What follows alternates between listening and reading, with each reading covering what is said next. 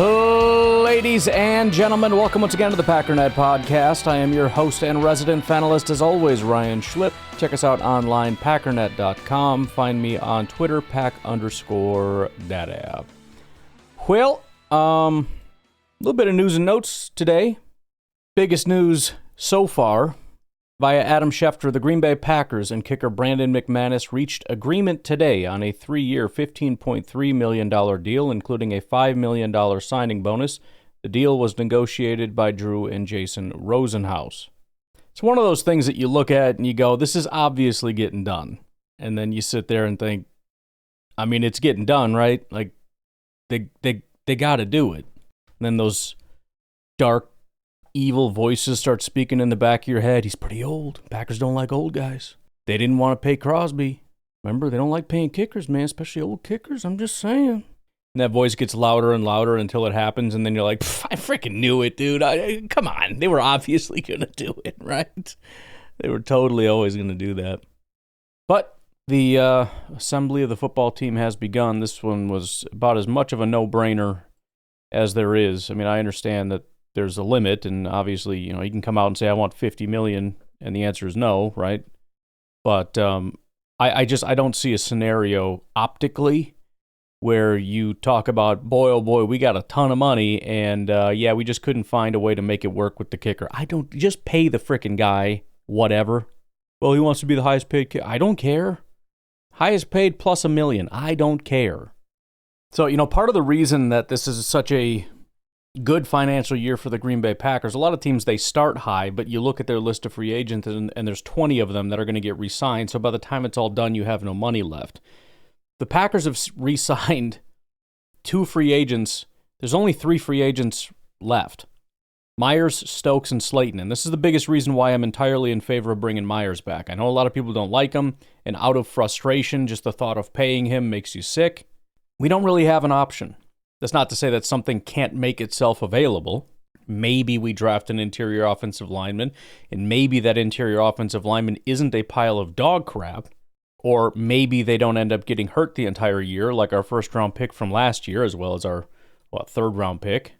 But I'm of the opinion, bring him in, because if we were to field a football team today, I don't like it without Josh Myers, and then immediately try to replace him. Now, if you have a different option in free agency, if there's a different free agent that's better than Myers that you'd like to sign rather than your own guy, go ahead and do that. If you have a trade available, go ahead and do it. But assuming that's not the case, I'm fine bringing Myers back and then attacking it in the draft as best as you can and see where the chips fall. Because we have a massive surplus of money, and that makes no difference in the grand scheme of things. We're not talking about paying him top dollar. We're not even talking about paying him mid-dollar. We're talking about, here's a 1 year we couldn't find a replacement for you fee that we have to levy on ourselves, so congratulations, and be done with it. As far as Stokes and Slayton, I see no reason to bring them back. Eric Stokes, although he did a decent job down the stretch, obviously the Packers want nothing really more to do with him. So unlike Josh Myers, even though I'm not a fan of our corner situation, he's not even a part of that picture, which is the crazy part. I'm looking at it saying we have 3 starters right now that I'm not a huge fan of. He would be number 4 that doesn't even get on the field. So that's not really acceptable. And as I've said 1,000 times, I know Slayton is probably everybody's favorite free agent outside of Brandon McManus. For what reason, I have zero idea, is one of the worst defensive tackles in all of football. He is terrifyingly awful at football, and I have, for no reason whatsoever, do I want him back. All he's doing is taking snaps away from people I like slightly more, or dislike slightly less, however you want to phrase it. Point is, though, sign none of them, sign all of them. The Packers are still in a very good financial situation. In other news, Davante Adams was officially released by the Jets, so they weren't able to even get any compensation for him. Certainly makes things a lot easier for Davante, makes him a lot more flexible to be able to tailor a contract for a team that he might be more interested in, be able to go to whatever team he wants to go to, don't have to worry about rivalries, any of that kind of stuff. The general idea is that he wants to make it back to the West Coast. A large part of the reason he wanted to go to the Raiders. The only thing I would say is I don't know that it's going to be quite that easy. I understand you want to go to the West Coast ideally, but which West Coast team wants Davante Adams? add in the layer of which team does Davante want to go to. The Chargers just purged everybody and are continuing to purge people. They had 2 older receivers. They got rid of both of them. Now they have 2 old edge rushers that they can't pay and might be losing both of them. The Rams are doing the exact same thing, getting rid of old receivers. The 49ers are purging older, expensive wide receivers. It wouldn't make a ton of sense to get rid of Debo and bring in Davante. Not saying it's impossible, but it's worth questioning when you look at a bunch of teams that are purging their older talent, their older wide receivers, and are trying to get a little bit younger, to then turn around and go sign an older wide receiver because he wants to be on the West Coast. Does he really want to go back to the Raiders? Seattle? They're talking about possibly losing their receiver. And even if they don't, even if DK and everybody else stays, they're not going to get another wide receiver. So what, Arizona? It's about it, unless you consider the Denver Broncos to be west enough. Those are really the 6 West Coast teams. So, I mean, you know the expression, you can want in one hand and, whatever. See which one fills up faster, but there are teams that need wide receivers. And then there are West Coast teams, and those aren't necessarily the same thing. But again, Davante is not the same as, all the other receivers that have been let go, and maybe they'd be more interested in Davante. Maybe they think they have a little bit more left. He has more left in the tank. Maybe Davante is really not looking for a very big contract. Maybe he's looking to come in a little bit cheaper if need be. Or maybe dude's just going to go sign with the Chiefs. Try to get himself a Super Bowl. It would make me sick. All right, that's about it for the news and notes. I think today we're going to do mock draft, whatever day it is today. I think we did the 7 round on Monday, so today we'll do first round, all 32 teams, or whatever teams are in there. I don't know. Somebody have 2 this year? I don't even know. But it'll be our first post-combine mock drafty kind of thing. I had another idea, which I do want to do, but it's not going to take a ton of time. But if we do it, then we won't have time for the mock, so you got to pick what you got to do here. So, with that said, boo-doo-doo-doo, be-loo-doo-doo, you know the thing. So, I haven't done trades in the past, but I think we're going to get started. And the funny thing about it is, I don't remember, dang it, good notes, and I always forget to take it down, but there was some kind of a comment, something to the effect of the amount of trades that are going to happen, and the problem is that nobody really wants to trade very much because nobody wants to give up value where they think the value is, and that's later in the draft.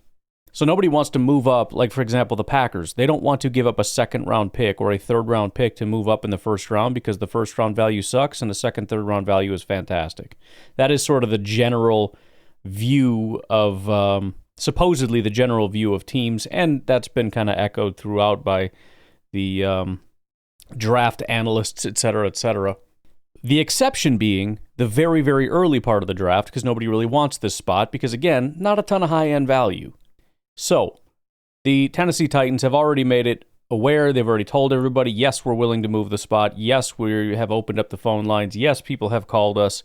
They've talked very openly about that situation, and doesn't mean they have to do it, but given the lack of excitement for the quarterbacks and given the fact that Tennessee seems to want to talk a lot about how the spot's available, I'm going to say that it is. I'm not going to sit here and overcomplicate the situation. We've consistently heard the most desperate team is the New York Giants. The Giants also make a ton of sense because there's 2 quarterbacks and they're sitting at 3.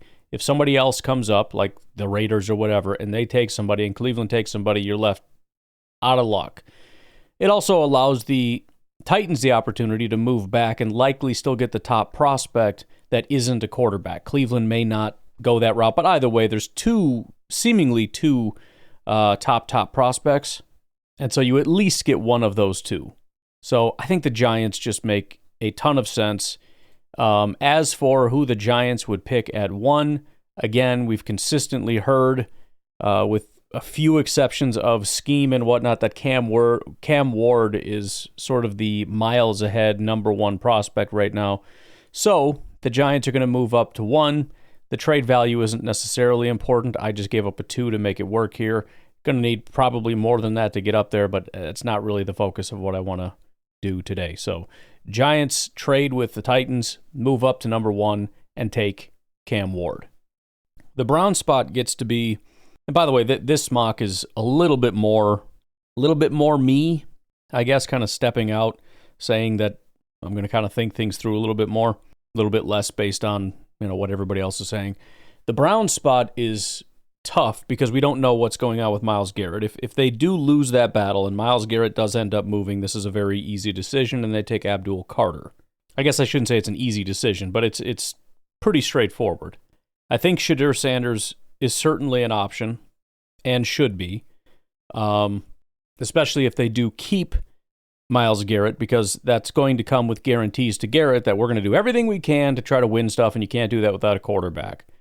So those are really the two main options. You could try to make a case for Travis Hunter, but it's tough for those two reasons. Did you lose Myles Garrett? If so, you want Abdul Carter. Did you not lose Myles Garrett? Because if you didn't, then you probably want to go win, and Travis Hunter isn't going to help, especially with the Browns GM saying that they, first and foremost, view Travis Hunter as a wide receiver, which to me seems a little bit odd. I don't know if that lowers his value or raises it or whatever, but it's just kind of strange to me that they don't. The position that has been consistently attributed to him as his best position, they don't really see him as good. Maybe they just think he's that much better of a wide receiver. I don't really know, but I don't really want to dance around that issue. And I think I'm going to just assume for now they keep Myles Garrett just because they have Myles Garrett. So we'll act on that information when it becomes real as opposed to speculating. And I'm just going to have them take Shedeur Sanders. And here we are back with the Tennessee Titans. As I said, right here at the top, and they have their option. I don't know that it's the easiest decision in the world to make necessarily. They do absolutely need corner help, but I'm going to try not to overthink it too much. I think Abdul Carter is a pretty easy decision. They have needed edge rush help for a long time. They've had Harold Landry, forever. It has not done anything. They got Arden Key. It hasn't done anything.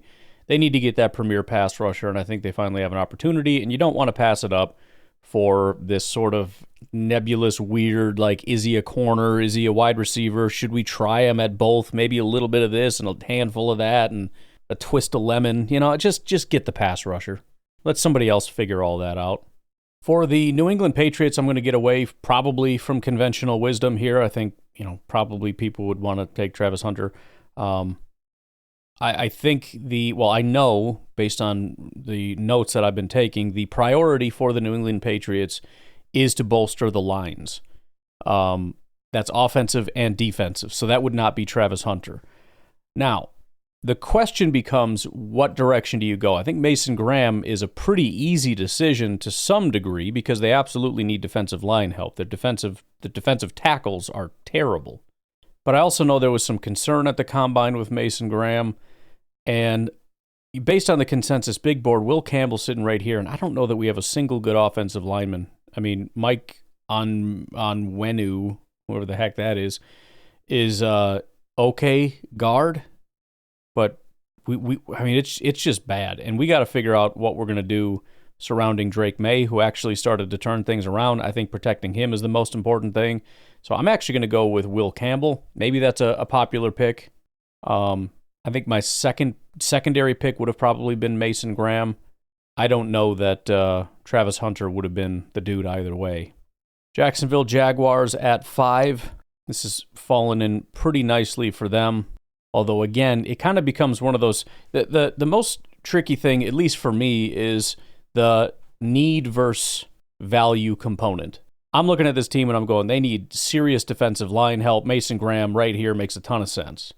Fine, but what if Travis Hunter is a legit lockdown corner? It's not as big of a need, but we don't really have a CB1. Not as big of a need. Packers can probably relate to that a little bit. Like some Packer fans are not as concerned about corner to where it's like, that's fine, just go get me a pass rusher. I understand that, but it's still a need. And I also don't want this thing to be ridiculous where he ends up falling entirely too far. But I do think that defensive tackle is a terrifyingly awful need. And with Mason Graham falling to us, I think we're going to go ahead and pull the trigger. And I think that works out for the Raiders too. The Raiders were looking for quarterback. They're not going to get quarterback. Wide receiver would make sense with Teteroa McMillan or whatever the case may be. But we need corner help. And on top of that, apparently we wanted to get Stafford to kind of raise our profile or whatever. We want to put ourselves on the map a little bit. Travis Hunter is going to bring some pretty serious star power. He potentially could help you at two positions. So, Will Johnson would make sense, Teteroa McMillan would make sense, or get Travis Hunter and see if he can help you, to some degree at least, in both spots. And the nice safety valve with Travis Hunter is maybe he's not a great corner, but there's a good fallback that he'll end up being a good one. So he could be full-time at one of the positions if it turns out he's just not that good at one of them. So Raiders are going to be the team to pull the trigger on that. The New York Jets, tell you what, why don't we take a break? We're going pretty fast through this, which I'm happy about. But we'll take a break here. We'll be right back with the pick from the New York Jets. As for the Jets, I'm going to kind of dig a little bit into the bag and go, well, again, I don't know exactly what people are doing, but I have a little bit of an outside-the-box thought here. Defensive line seems to be the priority for the Jets. They do have a new defensive line guy. Now, there are no real defensive tackles available at this spot that make a lot of sense, but there are quite a few pass rushers, and that run would make sense to kind of get started. I have an assumption that they're going to be looking for guys similar to what they had in Detroit, which are bigger defensive ends, 265, 275, somewhere in there. The guy that really blew things up, that might end up going first, despite not really ever being seen as the first edge rusher to go, or I should say second. I never include Abdul Carter in that mix, but the first of this pile. And although I certainly could go Mykel Williams, I'm going to go Shamar Stewart. Shamar Stewart really turned some heads. Big dude. He slimmed down a little bit, but still a big dude, 265-ish in that range.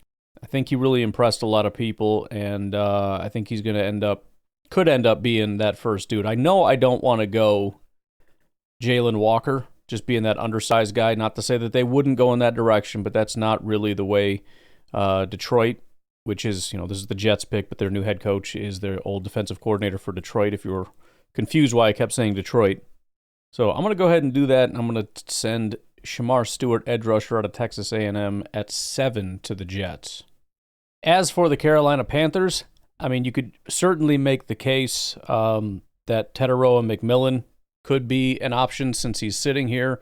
You want to help your quarterback, but defense is the biggest need. The Panthers did make that abundantly clear that is kind of their primary focus. I think Will Johnson, cornerback out of Michigan, could make a good amount of sense.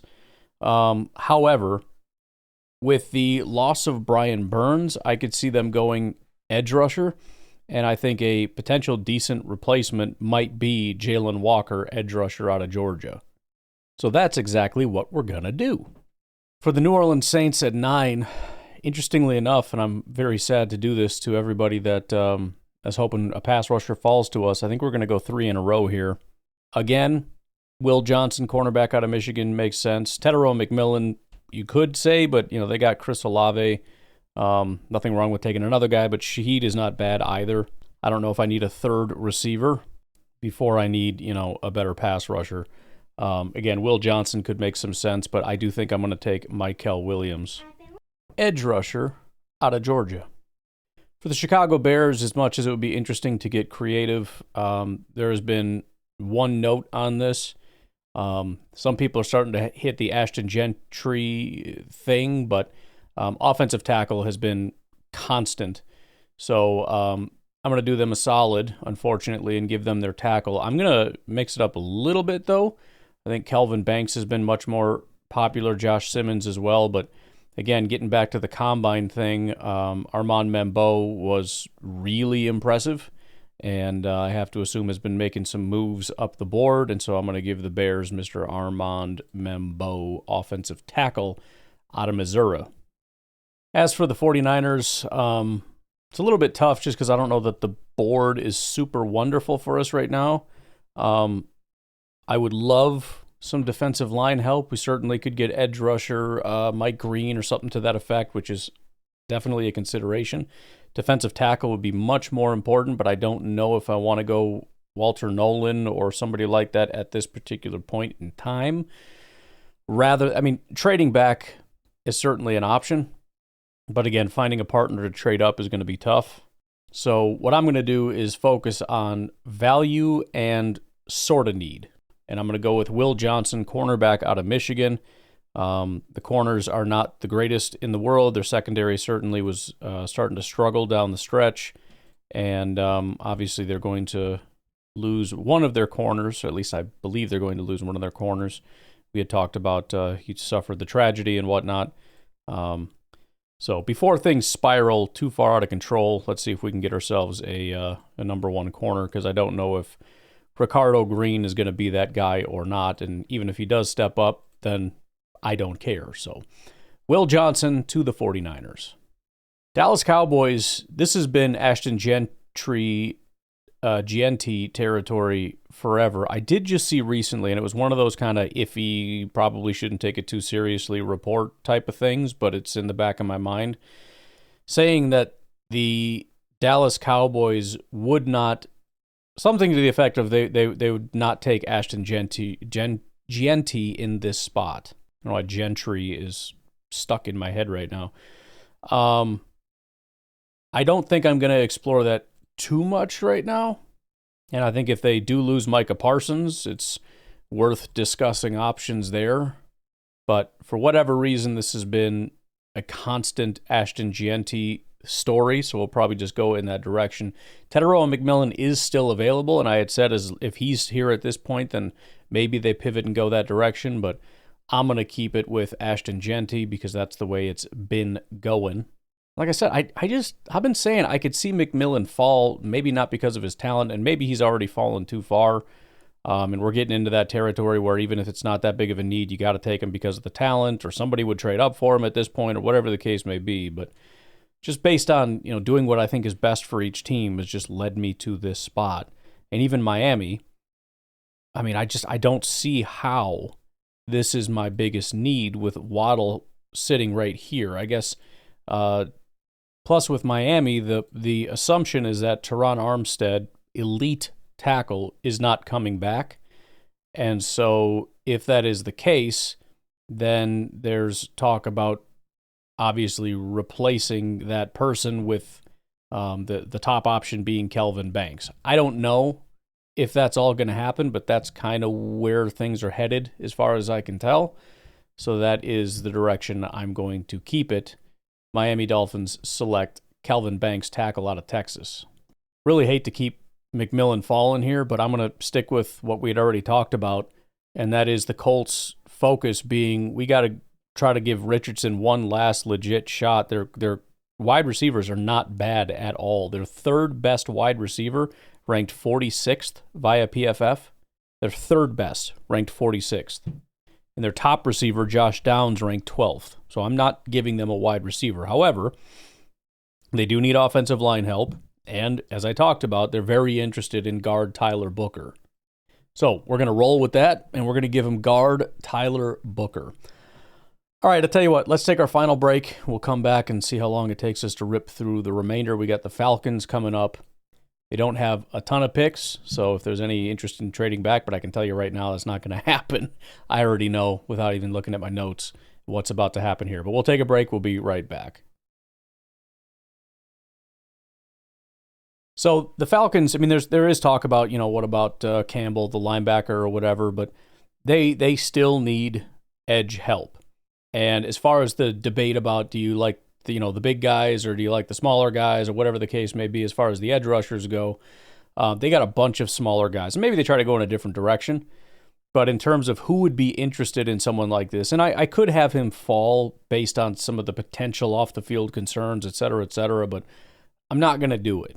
I think James Pierce fits the mold of sort of the Arnold Ebiketie or the D'Angelo Malone at 240 pounds. So if anyone's willing to do it and willing to take a risk on, for crying out loud, we just need a really good player one of these days off the edge, I'm going to have them taking Mr. James Pierce. Mike Green is there. It's certainly a possibility, but I think you just feel better about, we just need to get this right. And if you get Mike Green wrong, you look like an idiot. Of all these edge rushers, you take the project out of Marshall. You know what I mean? Even if that's not necessarily true, I just think it's a higher risk proposition that you just don't want to deal with. And boy, oh boy, Tetairoa McMillan could make a lot of sense right here, but you just took Marvin Harrison 4 last year. I can't stop the slide. We desperately need corner help. We desperately need defensive line help. I'm not taking Tetairoa McMillan. Mike Green makes sense. Walter Nolan makes a ton of sense. Jahdae Barron makes a ton of sense. But I think similarly, overall, this team needs defensive line help, even if you kind of like Zaven Collins. It's just a bad group. It just doesn't really work. B.J. Ojulari did not produce.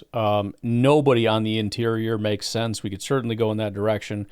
But I think Mike Green, the edge rusher, is probably the best option. So I'm just going to have them taking Mike Green, the edge rusher. The Bengals could get interesting with Tetairoa McMillan if they didn't decide to keep everybody, which they did. So, guess what? We're not going that way. By the way, I sincerely apologize if he falls to the Packers and we take him. I'm not trying to do that. I hope that what I'm saying is making sense. But, yeah, when you have Higgins and Jamar Chase, no. I think offensive line is very obviously the biggest need with Joe Burrow. I mean, you need a little bit of everything. I mean, I don't know if you're keeping Hendrickson. If not, you definitely need defensive line help. You could certainly use some corner help. Safety help would not be terrible. You could absolutely take Tyler Warren, the tight end, and probably should. But offensive line is just right here, and it makes a lot of sense. And Orlando Brown is 29 and was pretty bad at left tackle. And you took Amarius Mims last year, and that's cool, but he wasn't good. I don't know, should I just take Tyler Warren? It seems like such a terrible decision. I'm not going to do it. I'm taking Josh Simmons, offensive tackle out of Ohio State. Seattle Seahawks, again, it depends what they end up doing with their situation. But, I mean, right now they have Jackson Smith and Jigba, DK Metcalf. They got Lockett. They got Fant, who is, not the greatest, but is not terrible. What they need is offensive line help, defensive line, pass rush. Linebacker is certainly an option. All right, I'll tell you what I got to do. I got a couple guys that need to come off the board here. So I'm just going to go ahead and do it. The Denver Broncos have been in the tight end market for some time. Tyler Warren should have been long gone a while ago. It's not a big move. They're just going to come up 2 spots with Seattle. It only buys me a little bit of time, but we got to get this rocking and rolling here. So Tyler Warren is going to go to the Denver Broncos, who end up giving up like a 4th-round pick to come up here. And then Tampa Bay Buccaneers, they've got 32-year-old Mike Evans and really not a lot of other options, so we're not going to overthink this one. Tetairoa McMillan is going to go to the Tampa Bay Buccaneers. All right, we did it. Now Seattle's back up because they just didn't want either of those two, and I just couldn't convince myself to do it, but I couldn't make them fall any further, so there we go. Got that fixed. Again, I would love to give them an edge rusher, but we kind of exhausted those unless you wanted to go with like Nick Scorton, which, again, I like him. I probably would, but it's kind of a reach based on where we're at right now. I do think something that's a little bit interesting, perhaps, would be Jihad Campbell. Tampa Bay just went in a different direction. They were interested in him. Falcons were interested in him. They went in a different direction. But obviously it shows that the range is there in terms of he could certainly be gone by this point, and they definitely need linebacker help. So I'm going to go a little unorthodox again and say they traded back and got Jihad Campbell. As for the Steelers, they got kind of a lot going on, but also kind of need a lot of help. Quarterback is going to be a big issue. They're not going to be able to do much. I mean, they certainly could go quarterback if things get crazy here in the draft, if they really wanted to. Maybe Jackson Dart is that much of an option. It's not impossible, but more than likely they're going to roll with somebody like Justin Fields or whoever they decide to stick with, and need to just build around that. They got seriously impressive pass rush. Corner is absolutely an option.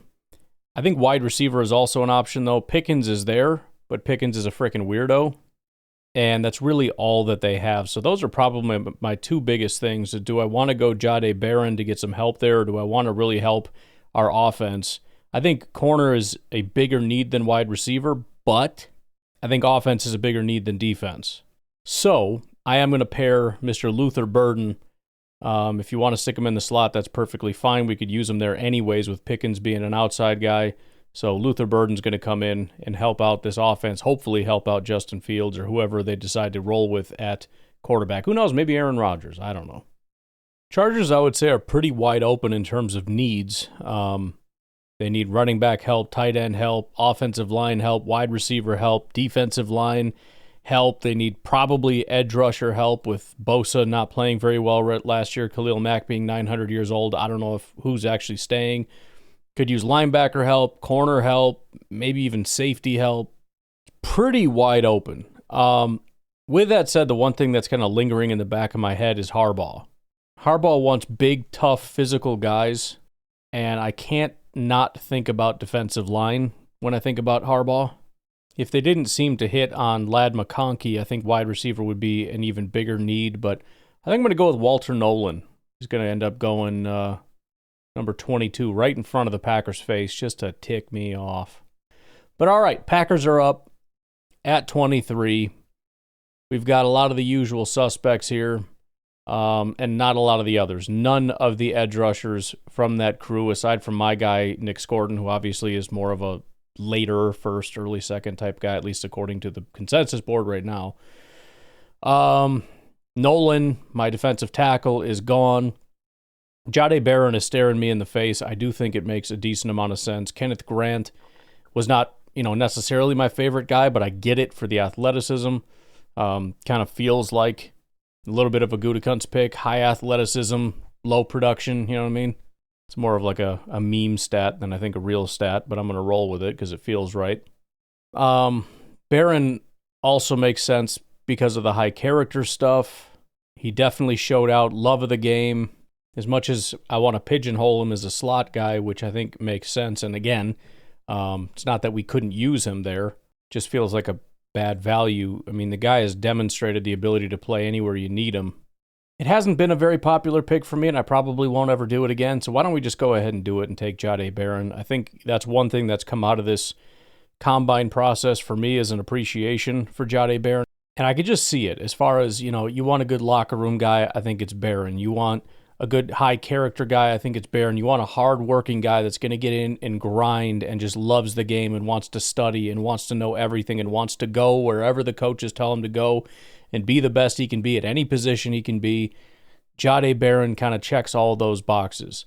Might be a little bit more of a risk, but again, wherever he gets used, he gets used. And like I've said before, the position value matters. But at the end of the day, find me a good player and I'll get over it. If all he is a slot corner, but he's a very good one, I'll freaking get over it. As for the Vikings, kind of a tough spot because my first thought is, well, they need interior offensive line help. However, their, what's this guy's title? Vice President of Player Personnel already came out and said it's a very deep interior offensive line class, so we don't need to go first round. The problem with that is they have 4 picks in the draft. They have barely 2 picks in the top 100, 24 and 97. And then it's 140 and 161 and they're done. So it's kind of a, we can probably wait, but it's also, with, for example, Gray Zabel sitting here, do we really want to screw around a bunch? I tell you what, here's what we're going to do. They've already come out and said, like most teams, offensive line, defensive line is critically important. They've also said you can find good interior offensive line late, and we don't think defensive line is going to make it because they're going to go early in this class because they're in such high demand. Well, Kenneth Grant is sitting right here. We need defensive tackle help. It's a premium position. Didn't think it would fall to us, and it did, and we'll focus on interior offensive line later. The Vikings are going to select Kenneth Grant, defensive tackle out of Michigan. Houston Texans are up at 25. D'Amico Ryans has talked about offensive line, wide receiver, and D-tackle help. We still have Derek Harmon sitting here.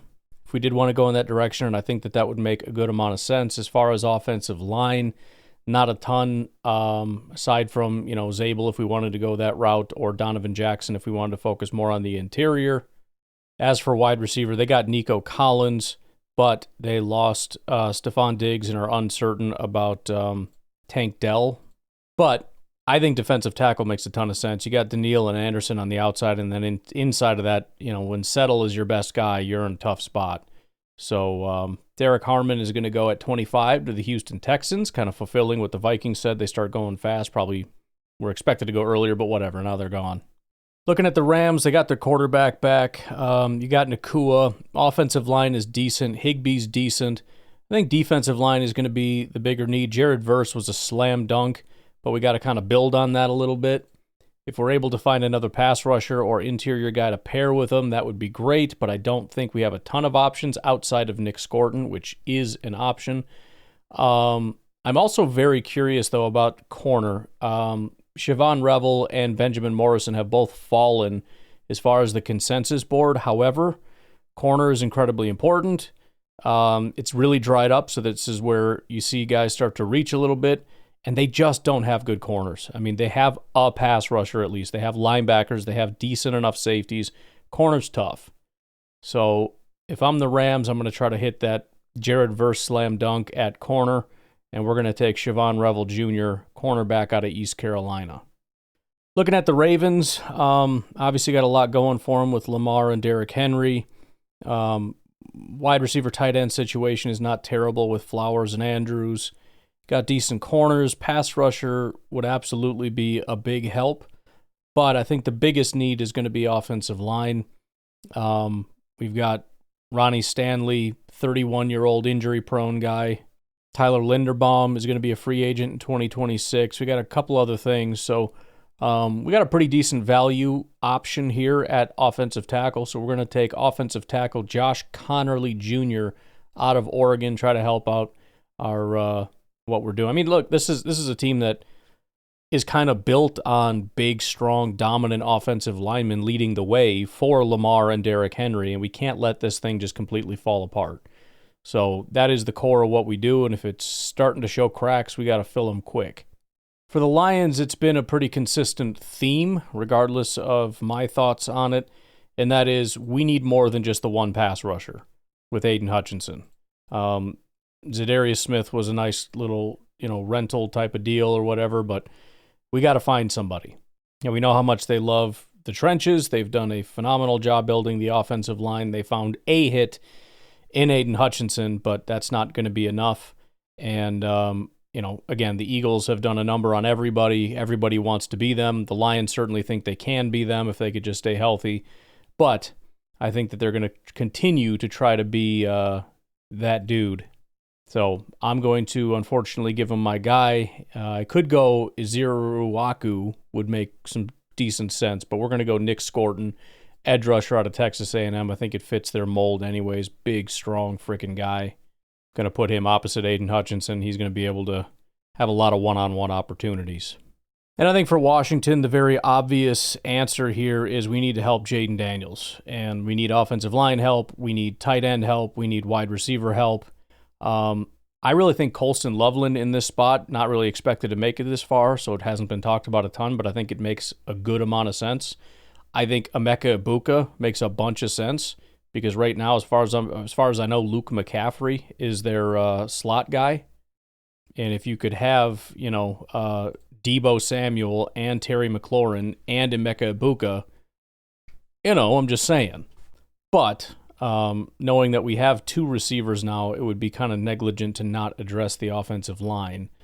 So, boy, oh boy, I'm going to do it. I'm just going to have him taking Gray Zabel. We could reach on a tackle, but I'm not going to. The hope there is that Gray Zabel can come in immediately and take over for Mr. Nick Allegretti, who is just not a very good football player. For the Bills, pretty straightforward decision, I think. I'm primarily looking at defense. I know defensive line is being talked about. I think linebacker would be a massive need if something made more sense. But I think something that does make a good amount of sense is the guy that's been top of the board for quite some time now.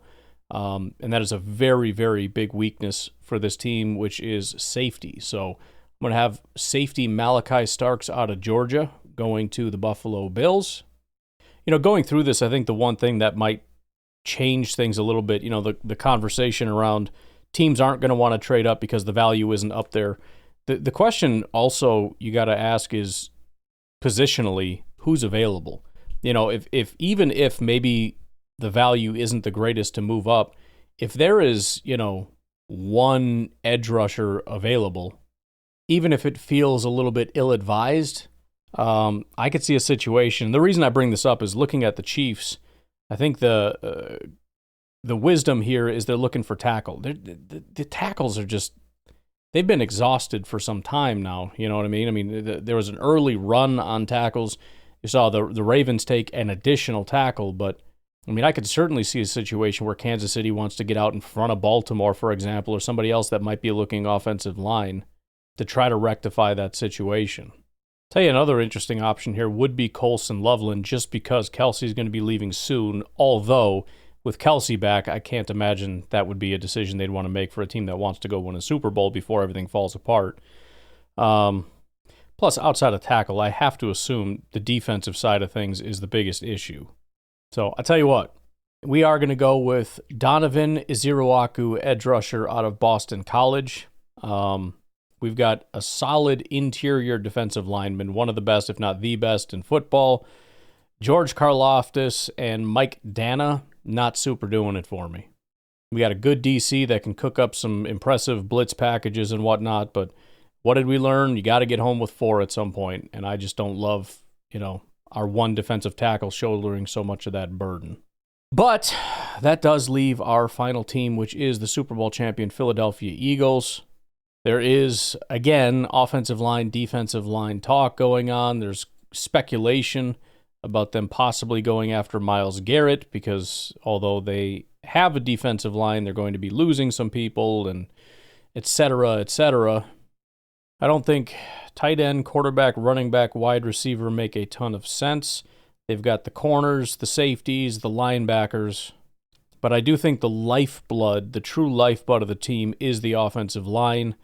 And although they have 3 premier players, I think they've got 2 spots on the interior that might need a little bit of help. So I'm going to have them take Donovan Jackson, interior offensive line out of Ohio State. And there you have it, ladies and gentlemen. There is your first round mock draft post-combine. But things are wrapping up. One of the things I was planning on talking about today but didn't, we'll probably save it for tomorrow, we'll see, is just sort of the timeline and seeing how rapidly things start to happen around this time of year. Keep your head on a swivel.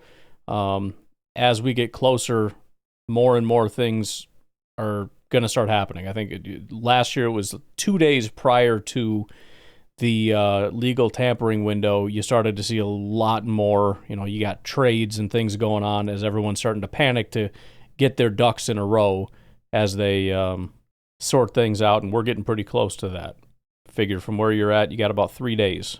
So be prepared. We shall see what all happens here very, very soon. Have yourselves a good rest of your night. I will talk to you later. Have a good one. Bye-bye.